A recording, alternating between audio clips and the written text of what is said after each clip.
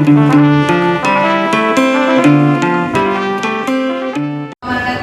वर्षांनी सगळे तुम्ही एकत्र भेटला आहात आणि जसं राजदादा म्हणाले की 2 वर्ष लागले मामा मामा ठीक आहे. आता लोणंदमध्ये अजून एक मामा मिळालाय मला.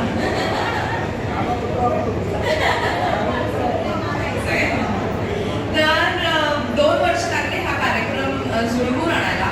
मी माझ्या अशा शुभेच्छा की दरवर्षी हा कार्यक्रम होऊ दे आणि दरवर्षी आपल्या सगळ्यांची एकमेकांची भेट होऊ दे अशी माझी इच्छा आहे. आणि आज मला इथे आमंत्रित केलं, मला बोलवलं. मला खूप छान वाटतंय की ज्या गावात माझा जन्म झाला, माझा जन्म लोणंदचा आहे, तर तिथे आज आम्ही लोणंदकर म्हणून आली आहे. एक सेलिब्रिटी म्हणून किंवा कुठेतरी तुम्ही बघितलेली एक व्यक्ती म्हणून मी आले नाहीये. मी लोणंदची लेक म्हणून इथे आली आहे आणि जन्म इथे आहे माझा लोणंदचा.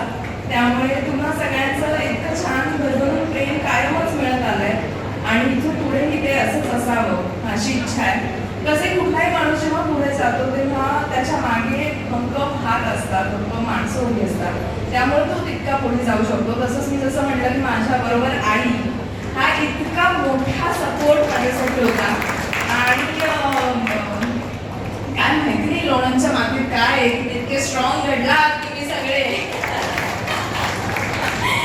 पण आता तोच वारसा मला वाटतं आम्ही पुढे नेतोय आणि आज आईमुळे मी इथे आहे.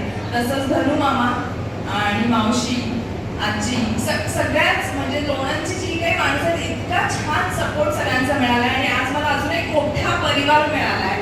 त्यामुळे थँक्यू सो मच. मला खूप छान वाटलं इथे येऊन आणि आय होप इथून पुढचे माझ्या सगळ्या मालिका, माझे सगळे सिनेमे, सगळ्या वेब सिरीज जे काही आहेत त्या सगळ्यावर तुम्ही भरभरून प्रेम करा आणि तुमचे आशीर्वाद